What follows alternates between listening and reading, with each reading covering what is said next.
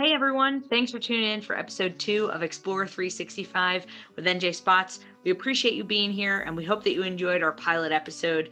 This week we're going to be covering some things that are related to COVID and adventuring outside. So not only are we going to give you some of our own personal experiences with not only flying across country but also road tripping, but we're going to give you some 4 strategies that you can use to find some unique places and do some different exploration that you may not have thought of in the past. Also, at the end of the episode, we're going to be providing some really helpful marketing tips and strategies that you could use in this post-COVID world, whether you're a photographer or a local business, and how you could really make it unique experience for your customers and just make them feel comfortable. So thanks for tuning in. We hope that you like it and we hope that you get something out of it.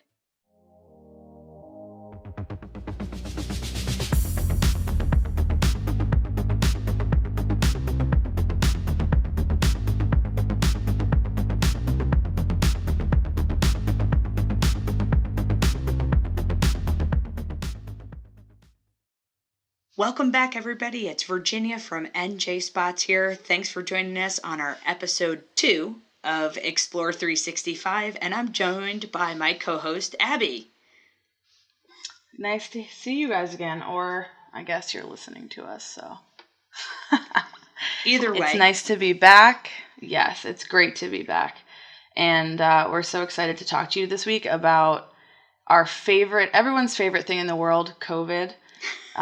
But it's so important to talk about because it's going to change how we adventure going forward and how we explore. Yeah, absolutely. So this week on Explore 365, so we're taking the idea of COVID and everything that we've grown to learn and how we've changed our lifestyle and really flip it into, okay, so now we know how it's affecting our lifestyle. How does that affect our adventures? Right. Adventures outside, traveling, flying, traveling out of state, all those things. So we're going to hit all those topics in this episode. So thanks for tuning in. We're going to start running down through some of the different options that we've done here at NJspots for the change of COVID and how we expect it to change us moving forward for not only NJspots, but just anyone in general, how you could adapt and how you can change your exploration and adventures in a safe manner, not only for yourself, but your family, your friends, anyone you're adventuring with. So let's get started. We're excited to have you here. So the first thing that we want to talk about this episode is really how NJspots first changed, because when I know back in March, we're located in New Jersey, so the New Jersey, New York tri-state area got hit really hard with COVID when it first happened in March 2020. So when that first happened, NJspots had a lot of events and meetups and workshops lined up for the whole year moving forward at that point already. I believe we already had 3 or 4 scheduled meetups that we had already been adding tickets for and people could reserve their spots for. So we already had these events in solid dates, times, and everything, and people were starting to plan their year out with us. So when we decided to cancel all of our events, it wasn't made right away. I think, and Abby, correct me if I'm wrong, I think we probably waited maybe about 3 or 4 weeks before we made a decision. I think at least because it was so new, we didn't really know what to do, and we had these events scheduled already. We wanted to see what the local government was taking, what actions they were taking, and we didn't make the decisions right away. And once we made that decision, we immediately said, nope, we're not doing anything in 2020. We're not even going to say we're going to delay them. We're not going to reschedule them for later this year. We just made the black and white decision of, nope, we're not having anything. That way it was clear for everybody. They didn't have to wait around. We didn't have to make a decision. We just said no. And at that point, it was initially based on Governor Murphy's. He closed all the parks. Yeah, right away. I mean, that was a huge part of it too, because a lot of our events are either in state parks or federal parks around New Jersey. Mm-hmm. And once that decision was made to actually close the parks, it was almost like a no-brainer for us, because it's like, okay, well, we can't even go to where we want to go, so we're not even going to have any events, because what are we going to do? Hang out in somebody's backyard? That's not going to happen. So we immediately said no to those. But what we also saw, we saw some some creators started to host other meetups during the year, especially around June, July, when our numbers were lower, when people were feeling more safe to go out. And also at that point, the parks had opened. I believe the parks reopened either the 2nd or 3rd of May. So once the parks reopened, May 1st. Yeah, May 1st. Once the parks reopened, everybody was like, let's go out, let's have a meetup. We just didn't feel right that it was in the best responsibility for ourselves and our community to have meetups. So we felt that we're going to put a hard pause on that. But, we're at the end of 2020 while we're recording this, and, we're happy with our decision. We wouldn't have changed anything that we did. Heading into 2021, we have a little bit of a different plan. As of right now, we have nothing scheduled yet, but we do plan on seeing how things might change in the upcoming months, especially with vaccines being released and people being a bit more safe in terms of wearing masks and social distancing. So we'll have more on that in future episodes, but that's kind of how we came to the decision here. But when that decision happened, we kind of had to shift gears here at NJspots, and Abby did a great job of kind of shifting us into a direction of creating content around COVID. So, Abby, why don't you tell us a little bit more about that? Yeah, sure. So, as Virginia said, we had tons of meetups planned, and normally we would be sharing even guides to some of these places. For example, like the Grounds for Sculpture, which is in Hamilton. If any of you listening or watching has been there, you could spend literally the whole day there walking around, and they closed. They're probably operating under reduced capacity or reduced times right now, even however many months it's been, 8-9 months later. So I decided to do a few guides wrapping up like where you can visit these places virtually. So even now you can go online and check out your favorite museums and places to visit, even if it's a garden or somewhere outside. Montclair Art Museum, we did a press event there a couple years ago, which was really, really fun. But now they have their entire catalog online. Grounds for Sculpture, like I said, you've probably seen them on Instagram, but you can go and check out all of their exhibits online.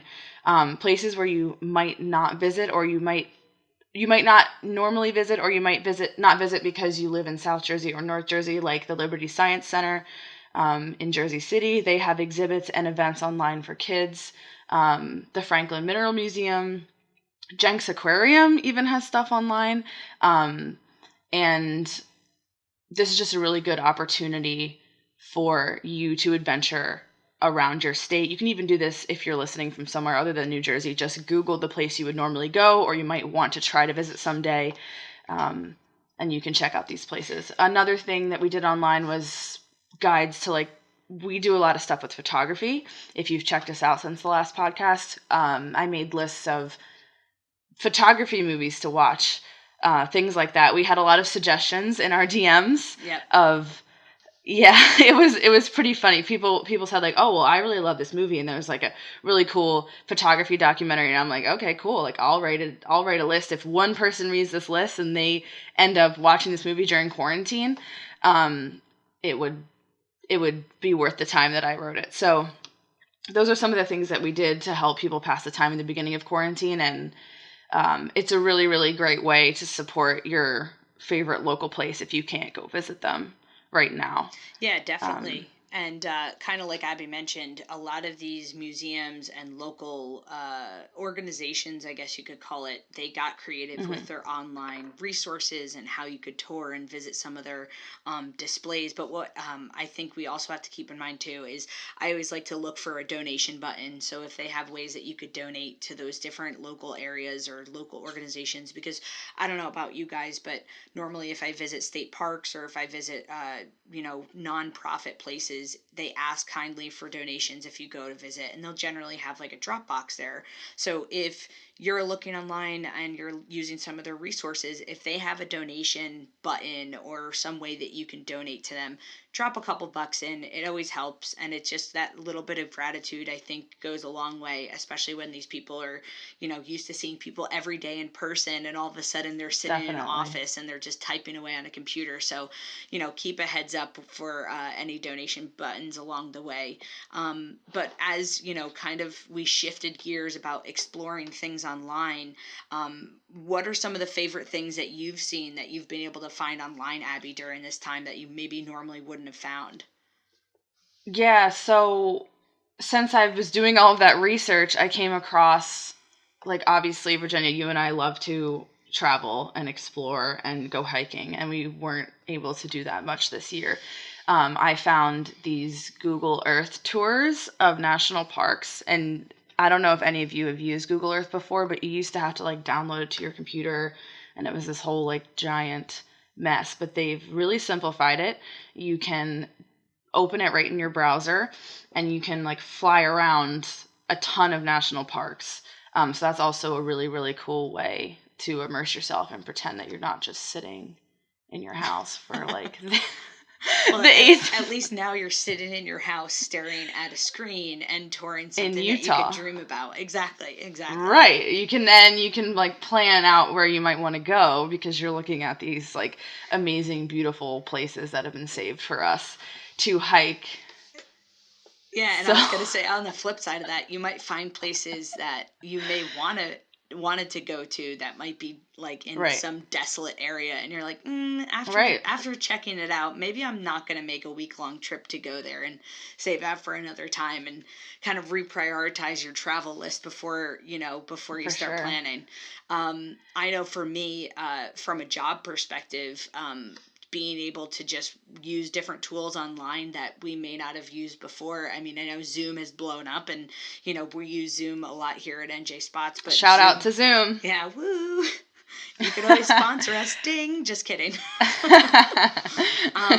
No, but something that I've used that I really have started to cultivate and really nurture at my job, my everyday job, is Monday.com. It's like this really cool way of just like managing projects, and think of it like an Excel sheet with like really cool functionalities where there's like automations and things like that, where you could upload files, links, pictures, and there's like automations to kind of keep me on top of different projects. So that was a really cool thing, especially because, again, a lot of us weren't in that regular office atmosphere. And I know for me, I have a team of, half a dozen people that I see every day at my regular job. So not being able to be face to face with them and using new online tools was kind of a cool little exploration for me, because it gave me the opportunity to learn something new that I know that regardless of quarantine or not, it'll be something that I use in the future.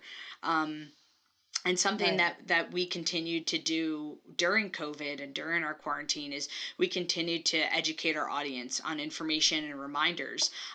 We have one of our patrons, Tola. He's actually a local doctor here in the tri-state area, and he was very kind enough to, during the beginning of quarantine and COVID, to put together a little piece for NJspots to just give people general reminders and information about COVID, how you can keep yourself safe as a photographer, different ways that you can kind of think about your approach moving forward. And that was a really cool piece that he spent some time during his crazy schedule to put together for us. So we really liked that, because it helped educate, and I think for me at least, calm some of the nerves that some people may have had in the beginning of quarantine, not really knowing, and then having this reputable source being able to kind of Absolutely. give that photography perspective was pretty cool. And I know, Abby, that you shared a lot of different places through the parks and recreation areas once they opened. So why don't you tell us a little bit about how we did that through NJspots and our Instagram? Sure. Yeah, the one other, like, I guess you would say, positive out of this quarantine, when we like, I don't know if anyone's listening outside of New Jersey, we were basically completely shut down for the first couple months, and everyone was going insane. And if you follow NJspots on Instagram, you'll know that we share multiple photos a week from local photographers, and it's always really, really fun to see places that I've never seen. Obviously, if you follow, you'll know we share the big places like Tammany and Asbury and Cape May, but the shutdown gave me at least the opportunity to explore New Jersey in new ways. Since we were confined to the tri-state area, I saw a ton of, it gave me the opportunity to share new places. People were only going to their backyard or trails around their house. So we were able to share photos that people might not have seen before, or we were sharing like new tags in new places, and people were like, oh, I didn't even know like that town existed in New Jersey. So that was like a new opportunity that arose from Instagram. And it was really, really cool to see like the community coming together and being like, oh, I didn't even know that place existed in New Jersey. New Jersey is such a large, it seems small, but it really is such a large state. There's so many people here that can give new suggestions for outdoor spots. So. Yeah, and I think it was cool too, because I think during quarantine, a lot of people that are local explorers really took time to look through their galleries and look through their photos from not just this year, but the years before, because they're looking to find new content or new things to share. And I think that gave us an opportunity to find those new places and be able to share them too. So that was kind of cool, because I know photographers, I mean, myself, when I go through some of my photos, I look at the top priority ones that I want to share, and then generally I don't go back to those other ones. But I think the quarantine and time at home allowed us to have time to really look at some of the different adventures we had from the past.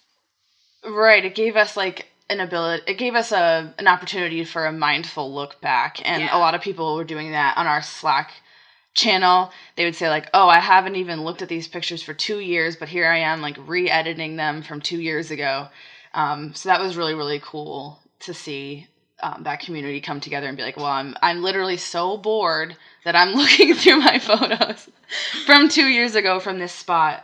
So that was really awesome. But it also, when the shutdown like partially ended in May, it gave us the opportunity to maybe mindfully also check out new spots that we were waiting so desperately to check out. And I know that I found a new spot from Instagram. I went to Island Beach State Park, I think for the first time. I don't think I've ever been there, especially like on the off season. I went there in May when the travel restrictions were lifted. Matt, one of our writers and patrons, he helps with the Friends of Island Beach State Park. He gave me a couple tips, but I drove all the way down to the end. You can drive on the beach there if you have the correct gear for your car, but I did not. So I just hiked around the whole. I know, I wish I did. Make smart choices. Yeah, you definitely do not drive unless you have the correct gear. That's just our warning. But I drove all the way down to the end. There are tons of hiking trails. There are kayaking trails if they're open. There's like educational signs all along there. But the reason why I chose to go there is because I kept seeing these otherworldly photos of it on Instagram. It looks like you're kind of on the surface of the moon. There's untouched dunes. So it was really, really amazing. That's a new spot. Protect the dunes that I found. Yeah, obviously don't drive on the dunes. Don't walk on the dunes. Don't throw your trash in the dunes. But that's where I found, thanks to the NJspots Instagram, people tagging. I'm sure people were going through their old photos. I found that spot and I went there in May. So I don't know, Virginia, if you found anywhere on our Instagram that we shared. I found a similar spot. I found a place that I knew it existed before quarantine. I just never got a chance to get to it. And I think, coming out of quarantine and being able to just have more of an appreciation for visiting these places around us kind of pushed me to go check out some of these new places. One of the places I checked out, I want to say I was there maybe in, oh gosh, maybe it was May. It may have been May or June. I traveled to Jenny Jump State Forest. So that is on the northwestern section of New Jersey. It's this tiny little state park. It's really not that big. And it's very narrow, actually, because it's actually on like a ridge line of mountains. it was pretty cool because getting up to it, or I should say driving up to it, because it was kind of up a mountain. It was really cool because there was farmland everywhere. So for those of you that may live in different areas of New Jersey or may not even live in New Jersey, we're called the Garden State for a reason. We have so much farmland, but a lot of times people that live here or visit never see it because the majority of the population isn't around the farmlands. They stay on the highway. Exactly. So, Mm-hmm. Jenny Jump State Forest was really cool leading up to it because you're driving through some of those rich farmlands and big properties of just fields and fields of just crops, or there was cows. It was really cool because every once in a while you have to pinch yourself and say, wow, this really is New Jersey. It's kind of crazy to see these huge farms everywhere. But it was a really cool drive leading up to Jenny Jump. And then I landed up doing a ridgeline hike where I could see to the west and the east on both sides. That was pretty cool. It was a really cool overlook on either side of the trail. And I didn't go there to see the Milky Way. I was there in broad daylight because I hadn't been there before. But you can, it's a pretty good spot from what we've been told to check out the Milky Way as well. So if anybody is looking for a cool darker area in New Jersey to hit up during the summer for the Milky Way, be sure to check out Jenny Jump State Forest and just, obviously, like anything else, plan ahead of time so that way and you're familiar with the area. You might want to visit during the day before you just go there in the middle of the night to check out the Milky Way. We also suggest not driving places in the middle of the night with no plan. Correct. So. Another spot that I checked out. Yeah, I was just gonna say another spot that I really was missing during quarantine was Palisades Park. I've been to like every single inch of that park. There's the Rostock picnic area, which overlooks the George Washington Bridge, but then there's also, you can drive up to Alpine. It's right off the highway, and you park, and then you hike all the way down to the Hudson River. It's like one of my favorite spots. So it's a pretty brutal hike, though, isn't it? I haven't personally been there, but I've heard it's pretty brutal. Yes, because you hike along the ridge line, and then you go straight down, and there's a waterfall, and there's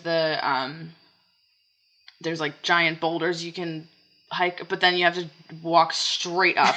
And if there's any type of weather, it's slippery or it's icy, and it's just like, it's for sure brutal. But I really, really missed it. But I was going to say, like, quarantine gave me a new appreciation for these spots that I missed, but also for walking around people on the trails.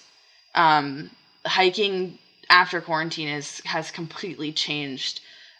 So Virginia, like, what are some things that we've learned from that? Because it's totally different now. I mean, once our lockdowns were partially lifted and we were able to go back out into the parks, there were definitely 4 things that I would say we learned about how to plan your adventure safely. During the last few months, we've definitely been able to take some of the new ways of doing it safely. There's 4 things that we're going to go over that I think are very important for anybody to just keep in mind and just plan ahead when you're looking to do adventures. Number 1, I mean, it's pretty obvious, go in smaller groups and stay outside. I mean, that's pretty obvious, self-explanatory. And for the most part, I would say 80% of people's adventures are generally done outside anyway, unless you're visiting museums and things like that. So just go in smaller groups, stay outside, bring masks, face coverings, because you never know who you're going to run into, what popular areas, and just keep your distance from people in those areas. Plan your day and avoid the crowds.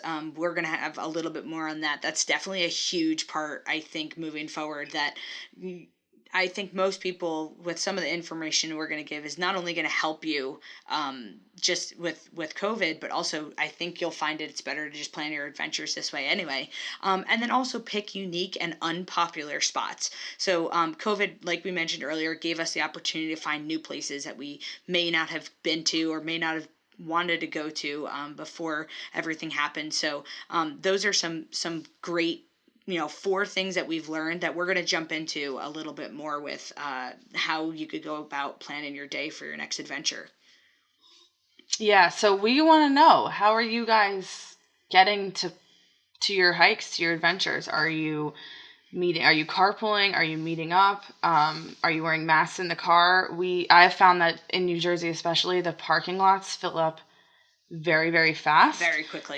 So if you are carpooling, Virginia and I had a small team hike a few months ago.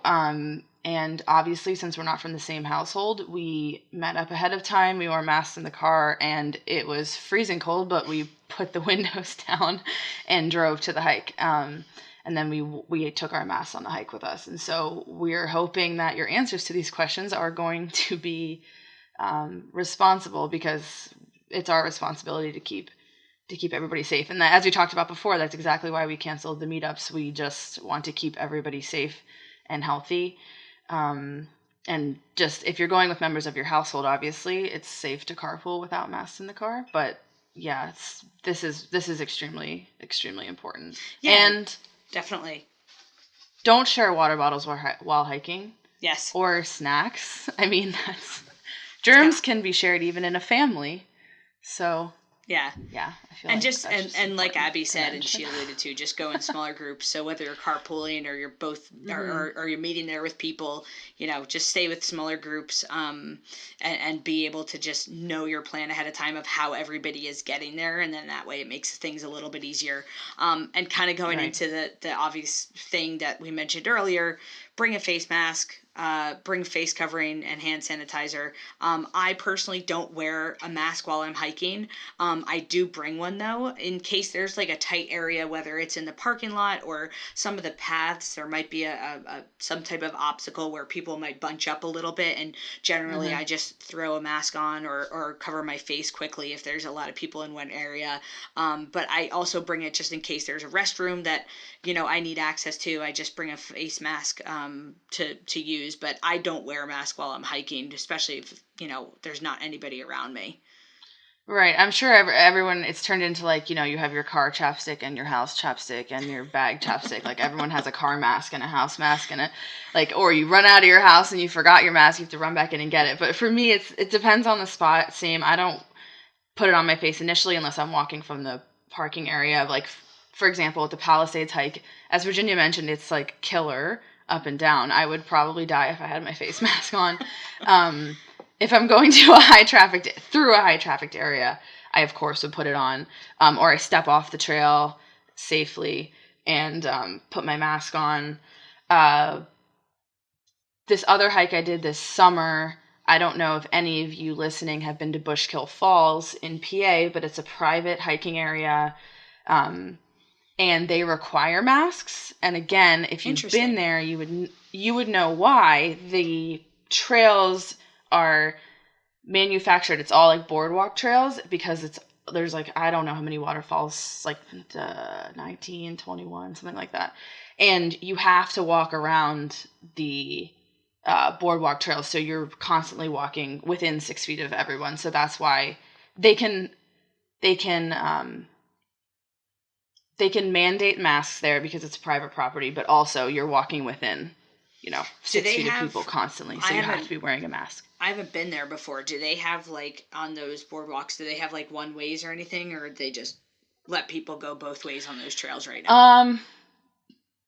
I don't think that there was, because it was so skinny. But yeah, I mean, I think if they did, it probably would have gone like the grocery store, where people just don't really pay attention to the arrows anyway. Which way the arrows are going at this point. I mean, in the beginning, I think everyone tried. I feel like too with those aisles with those arrows, it's like you don't realize or recognize them until you're already halfway down the aisle, and at that point you're like, right, I'm already here. Oh, like, no. Sorry, but like I'm already here. Right, but the important thing is to make sure you've planned ahead.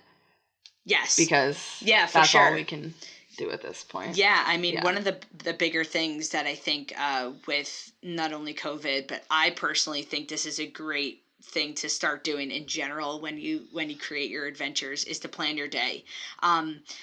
if you listen to our first episode, or if you know anything about NJspots, we have maps. We love maps. We love Google Maps. We love to just plan things out and show different places. But we do. Google can sponsor us too if they want to. Oh my gosh, can you imagine? That would be epic.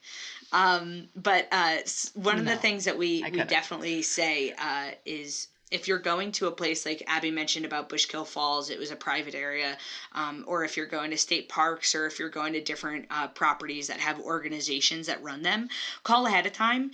See if there's any restrictions. See if there's certain time slots that you have to reserve. See if there's tickets that you have to get, or if there's special restrictions for like the parking areas, because you never know what kind of new rules or regulations that these places have in effect. I know that for the most part, I would say that the majority of the state parks and forests and rec areas have done a pretty good job of kind of telling you immediately like what's open and what's not open. Like I mentioned earlier, I visited Jenny Jump State Forest, and they actually have camping areas there. And I know earlier in the year they made it very well known on their website, like no camping was allowed. They might open for next year, but as of right now, there was nothing available. So they were pretty good at just notifying people. And with the different restrictions going, that will be in place going forward, you never know what people are changing or not changing or taking away. So, right. What do you feel about that, and how it's going to change adventuring and photography in New Jersey? Like, what do you think is going to happen with how people plan their days? I just think, I alluded to it before, but I think we have to start following local restrictions. I don't know if you've seen this, but I know driving past hiking trails, like they've started to, cap the parking lot at 50%, or they start putting cones up or marking off cones, and people will just start parking on the side of the street. And so, like, in my opinion, if they've marked the parking lot off, that means you're not supposed to park there. So this is where we kind of have to start being nimble and say, like, well, if the parking lot, if we didn't get to, sometimes in New Jersey, you have to get to a hike at 7 a.m. if you want to go there.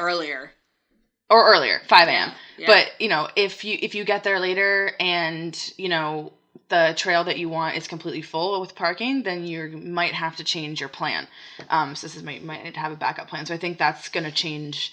I think some of the spontaneity of some of these shoots might not be possible going forward, and I know that must really suck.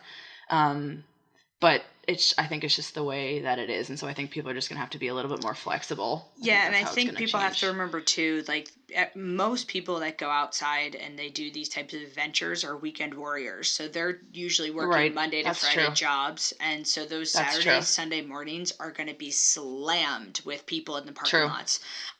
One thing that I did during the summer, because I knew there were so many people at some of these parks, is I actually took random weekdays off. Like, I would take a Tuesday off and be like, I'm going to go hiking on Tuesday. The weather looks good. I'm going to wake up at 6 a.m. I'm going to get there at 7, and I'm going to hike. And by the time I'm finished at 8 a.m., 8:30, it's still only Tuesday morning and nobody's there. So that's kind of how I started planning around the different restrictions and how I kind of planned some of my adventures during the past year. I actually kind of preferred that. So I think, like, even after like COVID kind of calms down more and it's, restrictions are maybe lifted a little bit, I think I'm still going to do that, because not only was it a good like mental break from just the everyday workday, but I love that there was like nobody there. Like, that was awesome. That was really cool. I was going to say, I think a lot of employers are encouraging mental health days, especially because we're all just sitting at our computers now, looking at ourselves on Zoom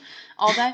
So if you can take a mental health day and go out in the forest, I mean, do it wisely. Why not? Yeah, right, absolutely. Exactly. And one of the things is, if you're looking to have more of an extensive type adventure where maybe you're planning ahead to hit up a couple different places, or a couple different trails that either you have or have not been to, one of the things that I really suggest doing is using Google Maps. If you have a laptop or a desktop at home, start with it there, because I think it's a little bit easier to navigate planning through Google Maps through a computer as opposed to your cell phone. or through, even an iPad, I think is a bit difficult. But one of the things that we do here at NJspots, like we've mentioned before, is we have these extensive maps that we've created to find different places around New Jersey. But being a visual person myself, I think it's a really cool thing to be able to grab, a little section on Google Maps and be able to not only plan the spot you're going to, but also your driving. What's really cool with Google is you can plan like the driving based on the traffic patterns. Generally, for the most part, Google has predictability in terms of when the traffic is going to be bad or good. So it'll give you a good idea of the directions to get to that point. And then also, one of the pro tips that I always like to tell people and remind people about is you can actually download sections of Google Map. So if you have a custom map that you've built through Google, you can plan your directions, you could plan the different places on a trail that you're going to stop and take pictures at because you've found different places, but you can actually download sections to your cell phone, which is really, really, I think, useful for a lot of different places that might have low service or no service, because even though you might not have service, you could still get like GPS, at least some type of general location on your phone. So you'll be able to kind of see where you are in the map while you're exploring if you have no service or low service. So that's a really cool tip that I like to always remind people about, especially if you're going to new places and you don't know what the service is like there. Right. Or you find out, well, I was going to tack on and say, or you find out that you've driven there and then and Google Maps works until you get there, and then your service is completely gone, and you're like, oh, yeah, absolutely. Where am I, now and what? How do I get around here? Yeah, and that's never fun. You never exactly know when your service is not going to be around. So that's And Abby, really I know that like during quarantine, we tried to get some new things for our community, but how did you use Google Maps for helping people out with drone shots and things like that? Yeah, so I made a few drone guides because I figured it would be the time to figure out what the drone laws were, because people were taking their drones out a lot more because they couldn't walk, so why not drone? And New Jersey has a lot of drone restrictions because there's a lot of airports, and there's also, you can't really fly around New York City. So I used it as a way to scope out drone images. If you turn on the satellite view, obviously, as a lot of you probably know, you've looked at your house, but you can just zoom around on Google Maps and you can see some really cool stuff. Like, I know a lot of you listening, if you live in New Jersey, have probably heard of Blue Hole. You can see really, really crystal blue colors in South Jersey, Blue Hole. There's a lot of great Instagram artists and photographers who take amazing drone shots of basketball courts. Rico, one of our patrons, he has a photo that I just saw on Instagram recently of this basketball court in fall colors, and it's just amazing. And so the only way you'd be able to see that is from the air, or from scrolling around in your neighborhood. So that's a really, really cool feature that I love to do. The other thing I like to do, and I just wrote a guide about the suspension bridge in Princeton, is you can just kind of scroll around, and it depends what zoom depth you're at on Google Maps. That's the secret. And you can kind of just find trails that might not be on all trails, or that you might not have seen before, or like little tiny tags on Google Maps that might not show up if you're at a specific zoom depth. Yeah, it's so sneaky. There's just so much on Google. It's just such a rich tool. Well, and that's kind of one of the cool things about Google is I think if you really start to use it more, you start to get more out of it. And kind of like you mentioned with the Princeton Bridge, it's one of those unpopular but probably going to be popular places because of Instagram. Yeah, but it's pretty infamous. People never know how to get there. Yeah, and but you can find it if you look on Google. But if you don't want to look on Google, we've curated. How many maps would you say we have now? 10? More. I think there's at least 12 or 14, including all the seasonal ones. Right, we have seasonal ones. We've curated all these spots for you all over New Jersey. We even have an East Coast map for the fall, which extends past that. And yeah, we're always taking suggestions for spots. So if you have a spot that we understand that you don't want to give up like your secret spot, and that's totally fine because we don't either. But if you have like a more popular spot that you would like to add like to our sunset map, or our swimming hole spot map or anything like that, like DM us. We'll add it. We'll sure. add your handle to the spot. We're always up for collaboration. We love adding spots to our maps. Yeah. And that kind of takes us to one of the other things we learned about adventuring during COVID is finding some of these off the beaten path places. Using Google, using our Instagram, using our community of NJspots, we've been able to really encourage people to avoid those popular places that might be crowded or the parking lot might be full by 8 a.m. That way you can kind of explore new places, but also unpopular places. So you could avoid a lot of people and just have a little bit more of a peace and quiet type adventure. And I know, Abby, one of the places that you've really started to appreciate is the Wachong area in Union County. So tell us a little bit more about what's so special about that place and why people should check it out. Sure. So I always give people a little like tour of Wachong Reservation, and as Virginia mentioned, in Union County. It's right off 78.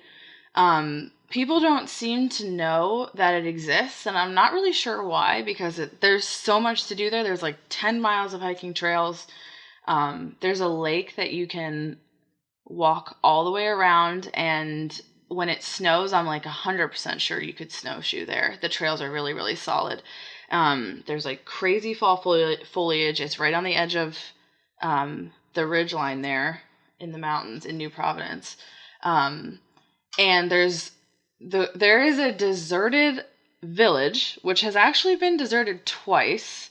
There's a cemetery where the people who deserted the village were buried.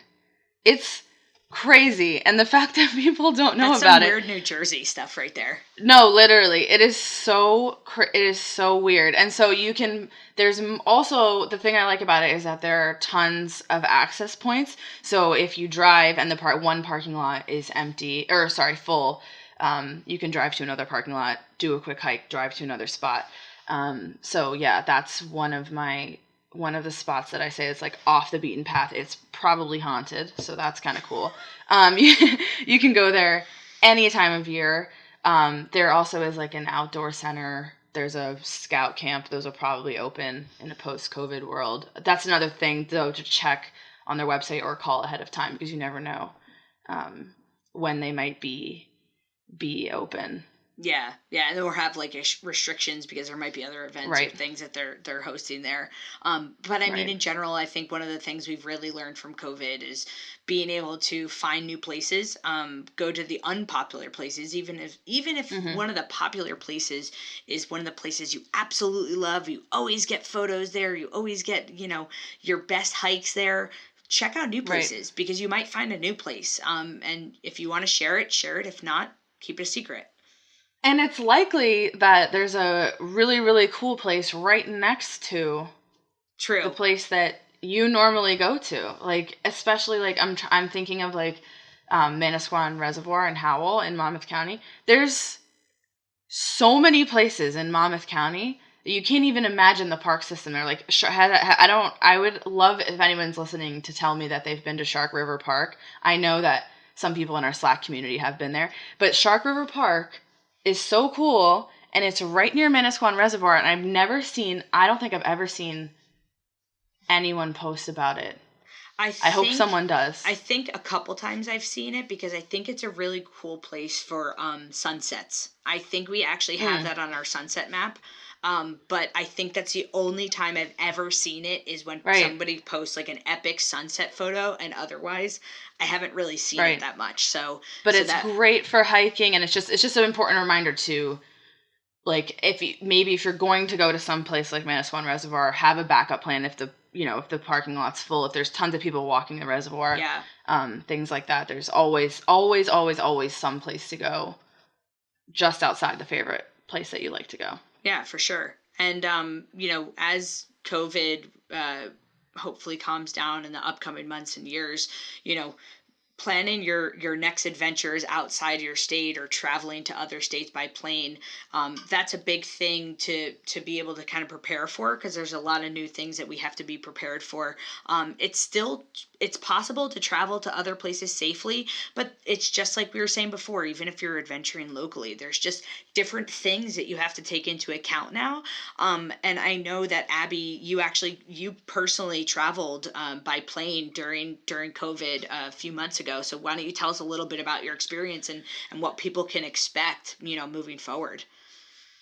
I did. I went to Colorado in September, which was kind of when there was a lull in cases. There was no, you know how the states are like red, yellow, green. Colorado was green. There were hardly any cases.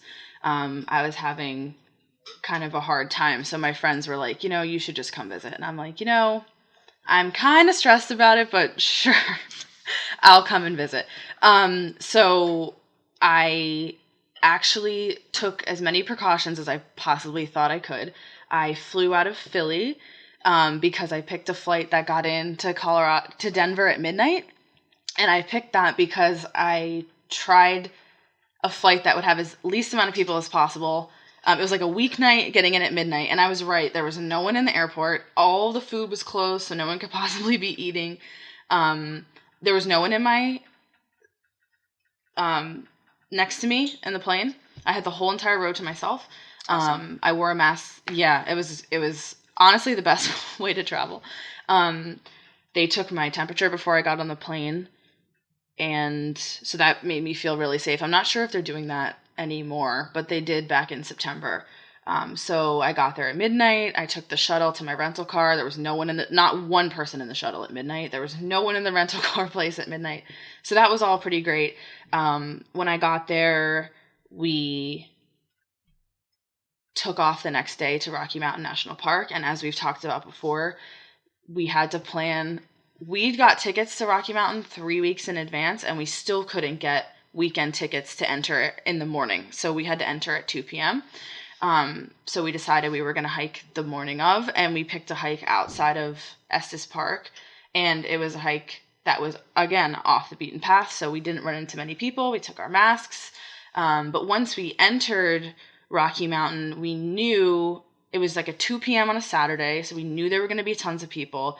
They had less than the number of cars that were allowed to come in, but still, as with every single adventure, and as it's a national park, and there was also a fire right next to it, we knew that we wanted to pick a hike that there weren't going to be that many people on, so we drove all the way up to the tundra, like 10,000 feet, and we did like a 5-mile tundra loop, and it was honestly amazing. I've been to Rocky Mountain. I think that was like my 5th time going, so I didn't 5 more need times to than go. me. Yeah. Wow. No, if any of you have been to the Rocky Mountains, you know that it's like, honestly, it's like the Rockies are my favorite. I have a tattoo of the Rockies. They're like the best. They're just amazing. I mean, I've snowboarded in the Rockies, but I haven't hiked there yet. So I know. But it's just. Oh, yeah. Yeah. So, but the sad thing is, I was gonna say is that if I had never been to Rocky Mountain, I would have wanted to go on one of like the quintessential, like looking at Long's Peak with a glacial lake type of hike. Yeah, because that's just Instagram. Right. Well, exactly. People go to these places to take pictures for Instagram, and that's just, I mean, some people do. But I obviously didn't pick a hike for that. We did, like I said, we did a Tundra hike, and it was amazing. The wind was blowing. We could see like the fire out in the distance. It was insane. At the end of the hike, we did see Long's Peak, so I got my fill of that. But then, we got in and out of the car a couple more times. We hiked up to, there's this Tundra Visitor Center at 12,000 feet. You can walk up like 50 million stairs and stand at the top. So that was really cool. We heard the elk bugle at twilight, which was like, I've been there 5 times and I've never heard that. That was really, really cool. But again, what is that? It's when all the elk come into this one part of the park, into like a field, and they just bugle at each other. And it's like, it was like, I'm not like a wildlife person, but that was really, cool. really like it was a once in a lifetime thing to hear them all. Like, they sound like trumpets, and yeah, it was wild. So, but the one thing I did want to mention about that is that I was very, very aware of where I was walking. I was taking like a wide berth around people, even with my mask on, because knew I was from out of state, and it was just kind of, obviously I was COVID free, but it was, it was a little bit stressful. There's always going to be a little bit of stress, like going somewhere else. And then we got we stayed in Airbnb. They said it was marked as clean. We wiped everything down anyway. So that's like another element. We're going to have to plan ahead. We're always going to have to plan ahead. Things are going to be booked. Things are going to have to be cleaned more. Yeah. And also, we walked I don't around. know about you, but I wipe down stuff too myself, even though they say it's wiped down, I still do it too, because you just never know. No, for sure. I mean, even if, like, they say, it can't stay on solid surfaces, but still, we're staying in some... It was a no contact. We didn't even see the people. But still, that's just something else to think about. When we got back, we walked around Denver. It was still warm out, so they didn't have those, like, outdoor globe things that people have now at these restaurants. But... yeah, it's the same thing. I mean, I just wore my mask. I was only around 3 people without a mask the whole time I was there, and they were all COVID-free before I went. But the one thing I learned is that, we've talked about it before here, but if things aren't open, you're going to have to adjust your plan. I think that's like the one lesson I've learned. You're going to have to be more flexible. It's going to be frustrating, but it is what it is. And so especially planning for a trip where you leave the state and come back, which I quarantined when I came back, but... we're just going to have to be more flexible overall, and if the plan doesn't work, you're going to have to find a spot closer to where you were going to go, or you're going to have to adjust your plan. And it might also change when you're there, and that is really, it's going to be really, really frustrating, but, we're going to have to just try to find the best in these things. Yeah, I had similar experiences. Back in October, I didn't travel by plane. I drove to Saratoga Springs to celebrate my wedding anniversary. Because congratulations. Thank you. We just wanted to get out of the house, and we felt that it was close enough to home where we felt safe, and like you had mentioned, the levels were low. And one of the biggest things, like I'm sure a lot of people are paying attention to, and like you mentioned, things are going to change. One of the biggest things that we didn't know about when we arrived is some of the local tourism buildings were closed. So we had never been to Saratoga Springs before. Oh.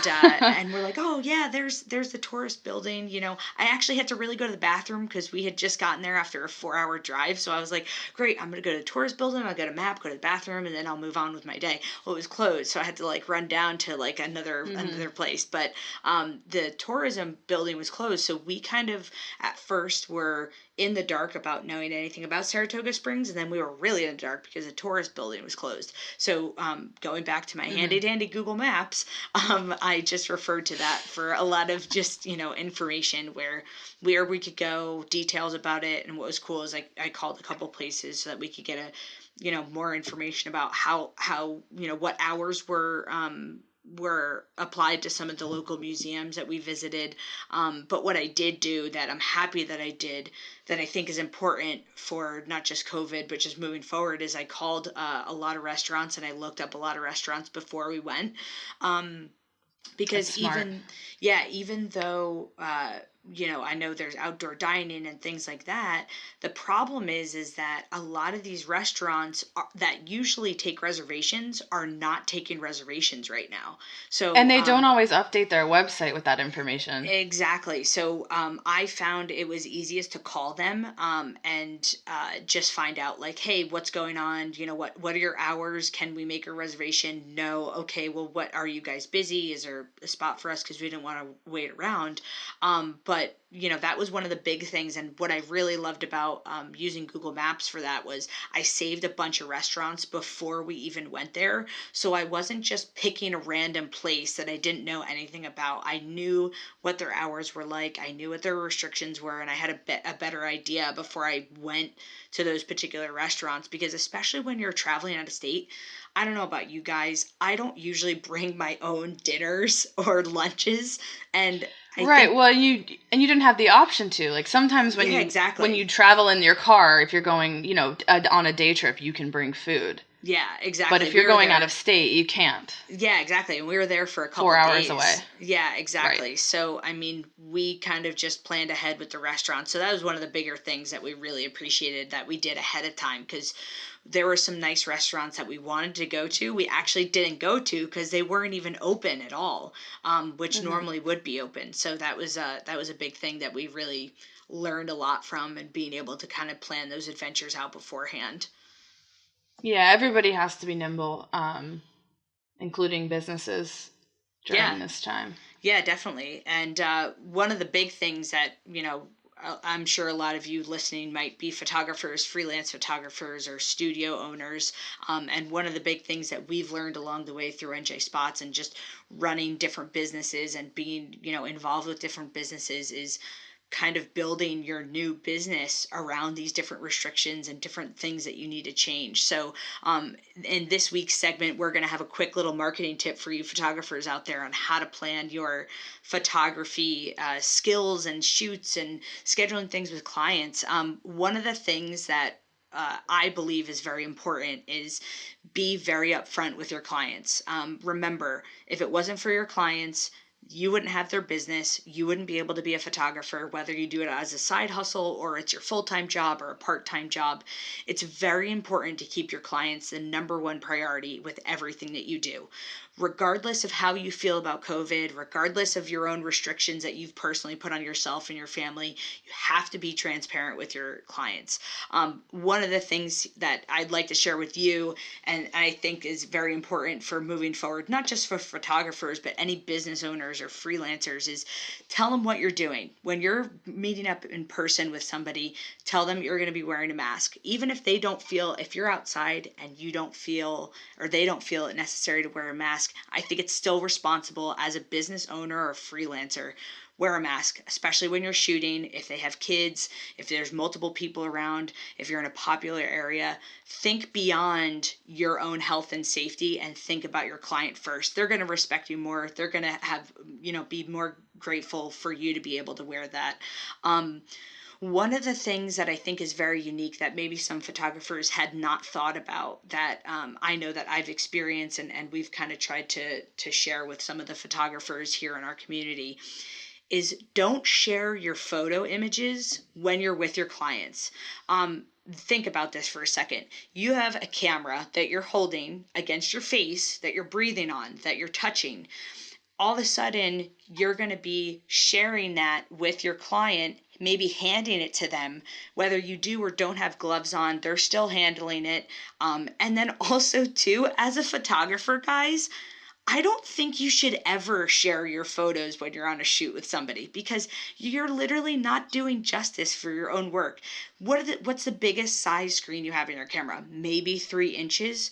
You're showing an image to your client on a 3-inch screen, and they're not going to it's not going to do justice for the image that you're capturing, and it's before you even edited it as well. Right. So that's exactly what I was going to say. They have no idea what it's going to turn into. No idea, because they might see a weird shadow that within a click is going to be gone in Photoshop and post edit. So don't do yourself, due diligence and keep your reputation as best as it could, and don't share anything with your clients until afterwards. And then obviously you don't want to get too close with your clients during COVID and having them handle your equipment as well. And I think just going back to what I said earlier, just be very upfront, be very intentional and clear about how you're going to handle yourself with wearing a mask, with keeping your distance from your clients during your shoots. Keep socially distanced, especially if you're in popular areas, and always wear your mask and know and let your client know that. If they feel comfortable wearing a mask outside, let them do that. They might want to take it off when they're taking the photos and put it back on afterwards, or they may not want to wear it at all. And that's their own choice. But I think as a business owner and as a freelance photographer, it's important for you to just keep it on the entire time. And it's a good opportunity for you to make a logo and put your logo on your mask. It's all about branding. So people can It's all about branding. It's always about branding. That's it. And if you guys have any other suggestions of how you've handled your freelance photographer clients, let us know. We'd love to hear from you. So you could always email us at podcast@njspots.com or DM us on Instagram. Abby, you want to give us a wrap up? Yeah, thank you guys for joining us. We're always happy to hear from you. You can support us on Patreon. You can join our Slack channel for daily combos about photography in New Jersey. We'd love to have you in our community. We're almost up to 100 members, so maybe you can be the 100th member. You never know. You can follow us on Instagram, Twitter, and Facebook at NJspots, and you can sign up for our email newsletter to get news on guides and contests first, because we know that you want us in your inbox. So be sure to follow us on all the places, guys. And again, thanks for joining us here on Explore 365, and we'll talk to you soon. See you next time.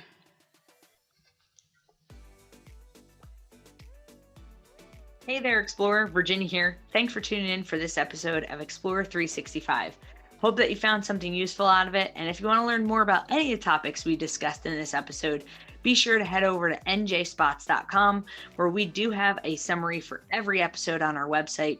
And if you want to support us even further, we would really appreciate it if you could hit that like button and subscribe to us right here on YouTube so you don't miss any future episodes. Also, if you're interested, you could always become a supporter on our Patreon account. And in the meantime, if you have any questions or topic ideas, feel free to email us at podcast@njspots.com. In the meantime, happy exploring.